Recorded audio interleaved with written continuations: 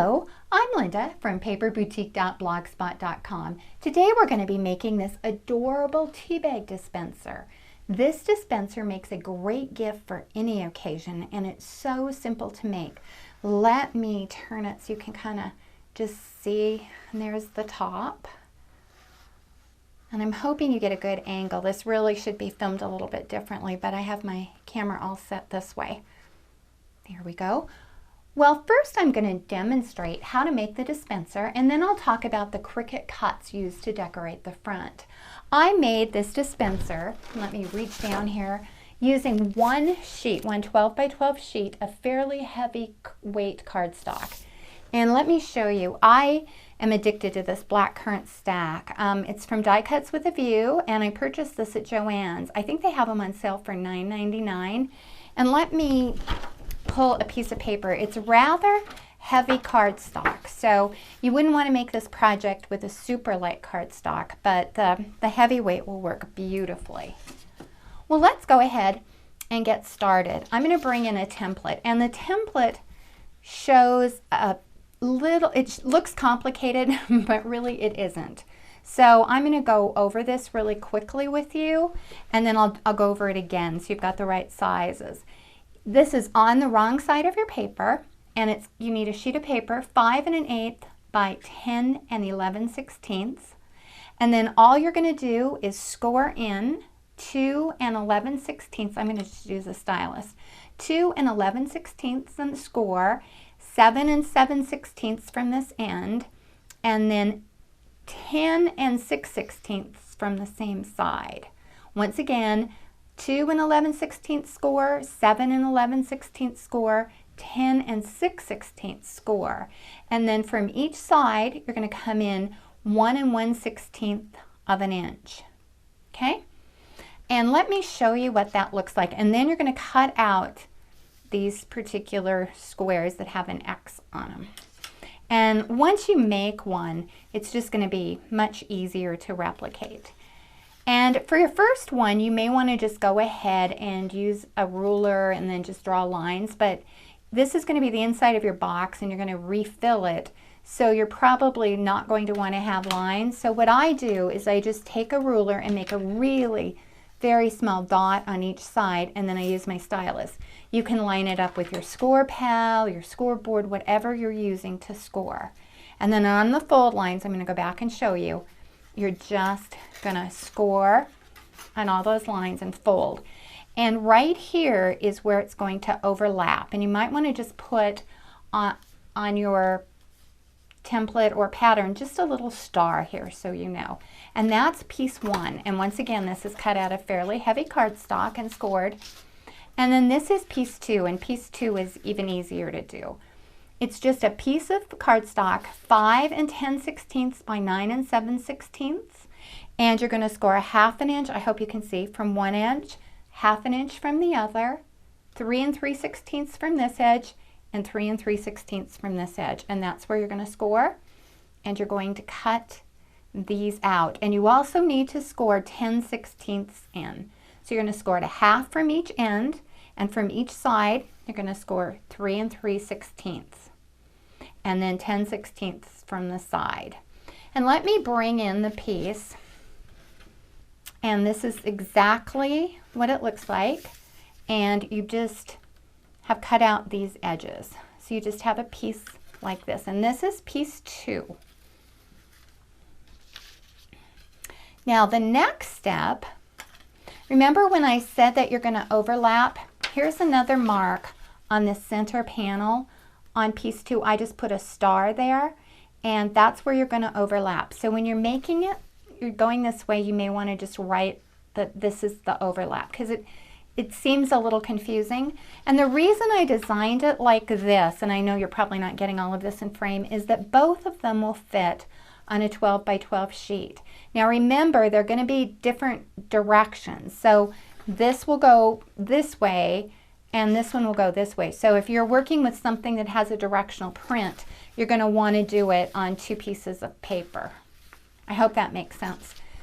So here is piece 1, and here is piece 2. Now if you go back and look at the template we did for piece 1, and like I said, it seems more confusing than it is. Right here is where we say we're going to attach the tab, and you can tell it's just a little tab.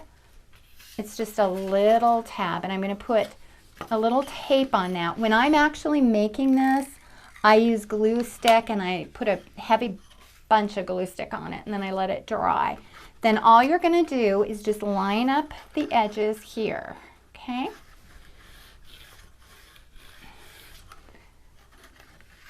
But before you do that, whoops, let me just take that off. But before you do that, what you're going to do is you're going to cut a circle here, or a half circle, which becomes the opening.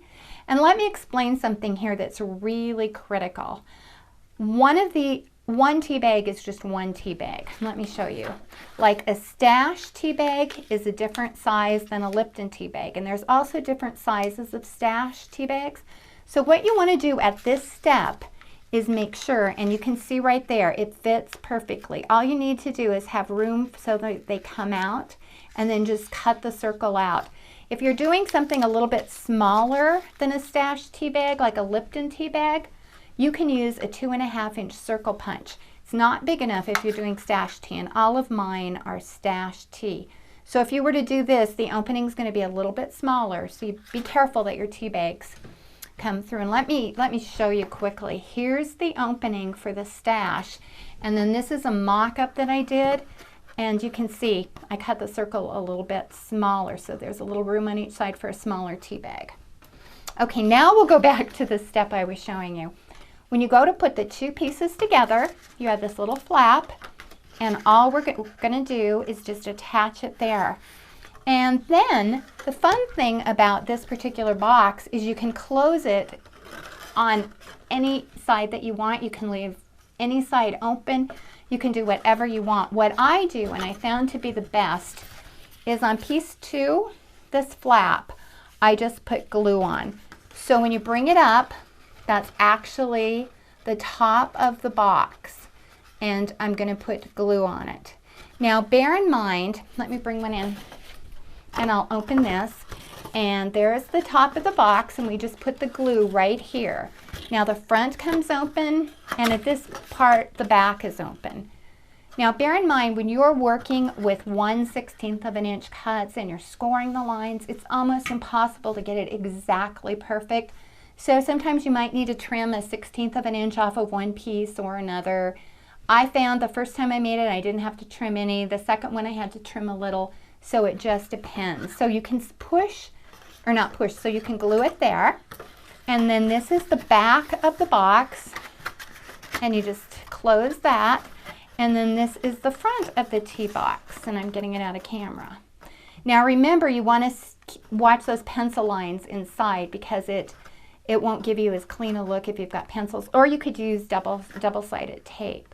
What I did, and you could leave it open on both sides, close the front or close the back. And what I did is I went ahead and put a couple of glue dots on the front. So my box just opens in the back, which that's how I wanted it to fill. You could, like I said, you can open it on any one of those openings. But I liked the way it looked better with a couple of glue dots are glued in the front, so it stayed a little neater in the front. And that's why I had the opening in the back. The last thing that you need to do, and I'm going to reach in front here, my notes fell over and I want to make sure I'm covering all the points, is to put a lining piece in the bottom, and you could line the inside if you wanted to. What I did is I took a piece of paper, 2 11/16 by 3 inches, 2 11/16 by 3 inches, and then I just glued it to the bottom of my box like that. And then see, you just do this and put a couple glue dots and then put your tea bags in. And you won't even notice that it isn't double-sided paper, but you want the inside to be clean and neat looking, because when the person that receives this as a gift opens it, you want to have the inside looking pretty neat. Well, let me pull some of those down. I'm hoping you can see this, and that is all you have to do. Now, I know you probably can't tell from the video, it is really, because of all the paper and folding, it's very, very stable, very. But if you'd like, what you could do is just cut a little piece of chipboard and cover it and glue it right down to the base of the chipboard, and it would give you a really nice firm stand. So you can do that as well. Okay, I'm really running out of time, so I'm going to talk a little bit quicker now, a little faster. I'm going to go over the cuts that I used to decorate the front. I got this idea of this little design from a card Emma from My Creative Time made last year, and I loved it. This is from the Sweetheart cartridge, Cricut cartridge, and you don't need to see me fumble for pages, but on page 72, and this heart is the shadow heart, and then this heart is the layer heart, and they're cut at 3 inches. And I used glitter paper, and then I used the Cupid is on page 33 and is cut at 3 inches. And I'm hoping this will let you see the glitter paper. I just did some faux stitching, and then I cut the heart and the arrow out in pink glitter paper. And I used a little bit of glitter paper and cut just the wing of the Cupid here and pop dotted them or used dimensional adhesives.